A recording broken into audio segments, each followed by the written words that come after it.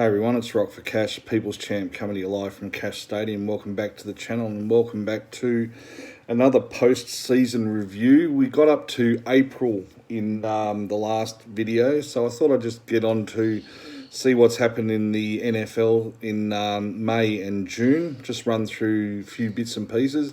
This one won't be as long as the last video. There hasn't been a lot of things happen since that time, but we'll get the thing started off. First thing that's happened late or early May, Nick Foles was released by the Bears, so he probably thought, oh, thank fuck for that I'm out of this shithole.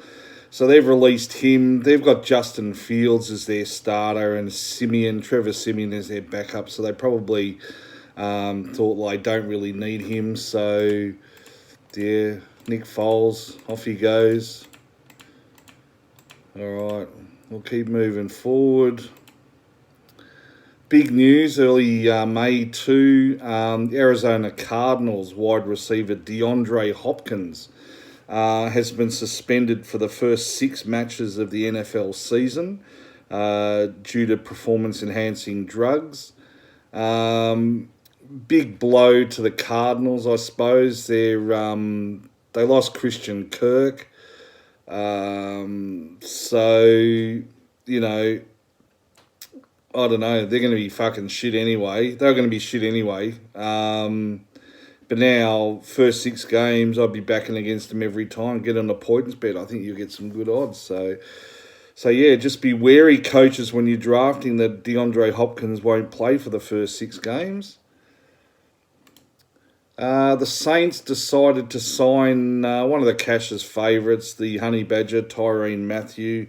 He makes no difference to our game, being just a single defender as we go with defensive teams in our game. But sad to see the Honey Badger go. I don't know why. He's fucking heart and soul of our defence. So I hope they know what they're doing at the Chiefies. The NFL also announced there'd be some fucking games overseas next year again. We've got, what have we got? Let me work this out. Their dates are backwards. So we've got the Vikings and Saints are going to go and play in London on the 2nd of October. The Giants and the Packers on the 9th of October in London. And the Broncos and Jags the 30th of October in London. So that's interesting. Good luck to all the UK people. Get to go and see some games there. First game outside or played in Germany too. We've got the Seahawks up against the Buccaneers on the 13th of November. So that'll be fucking good to see a game being played in Germany.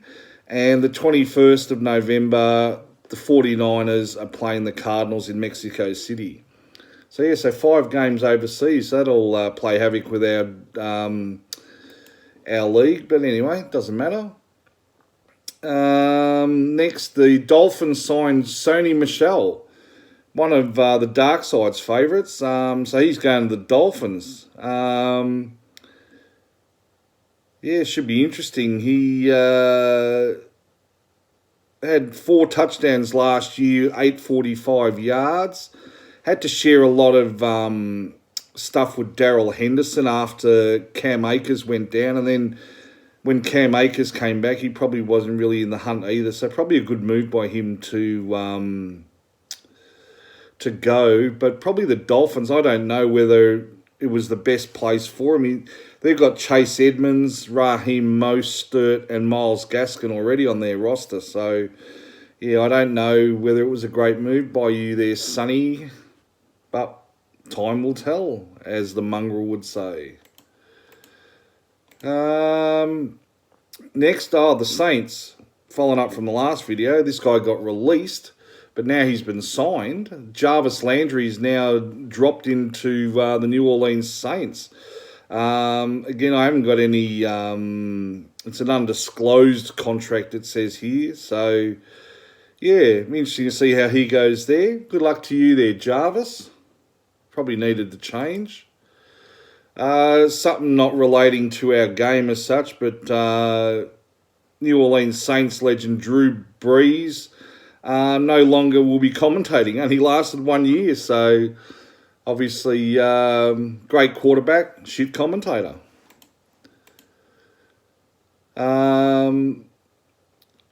So I said earlier, Nick Foles got released, and now he's been signed a 2-year contract with the Colts. So yeah, should be interesting to see how he goes there. He back up to Matt Ryan, I think.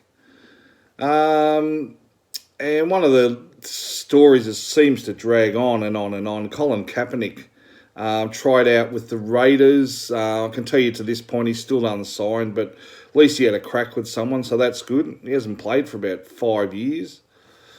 2016 season, I think, was the last time. The Cleveland Browns have signed David Njoku to a 4-year, $56.75 contract extension.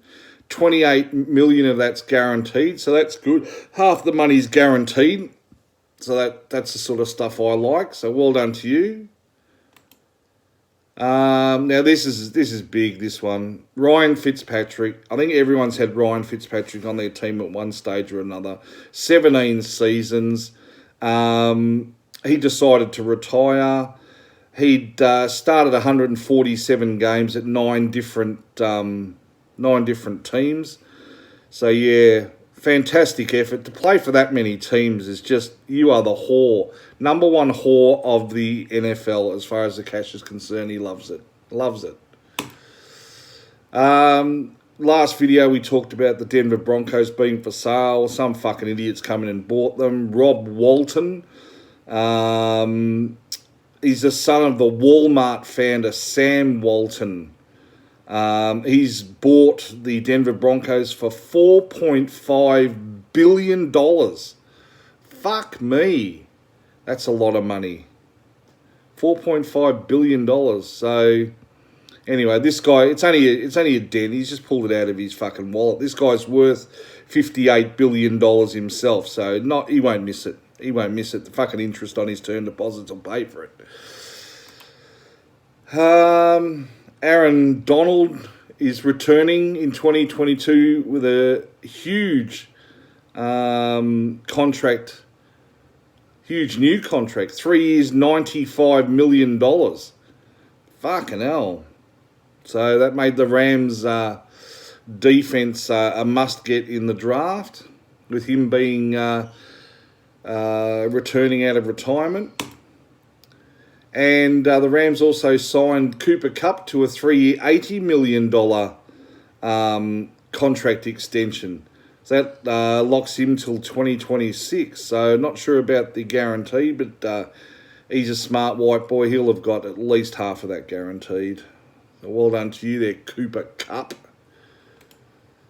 The Raiders signed Hunter Renfrow, their wide receiver, to a 2-year, $32 million contract extension with $21 million of that guaranteed. So well done on the guaranteed part. Bad luck you're staying with such a shit team.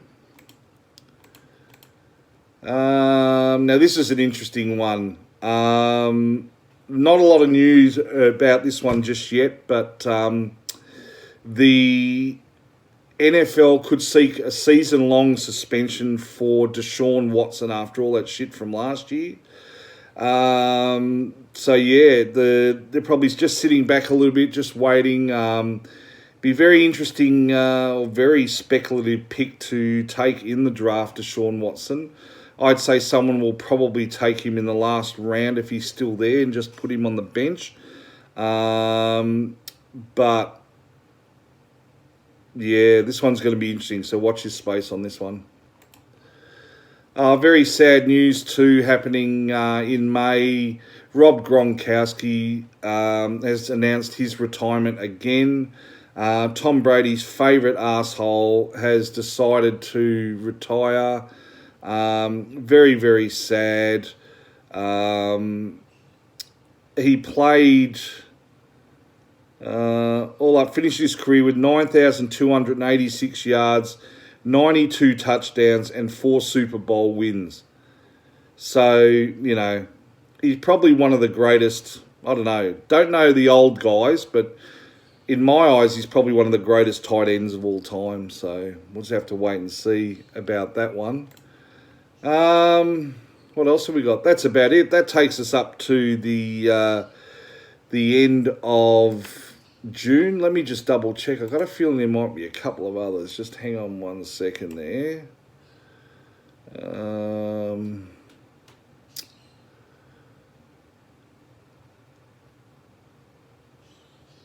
Sure, we had something after Gronk retiring.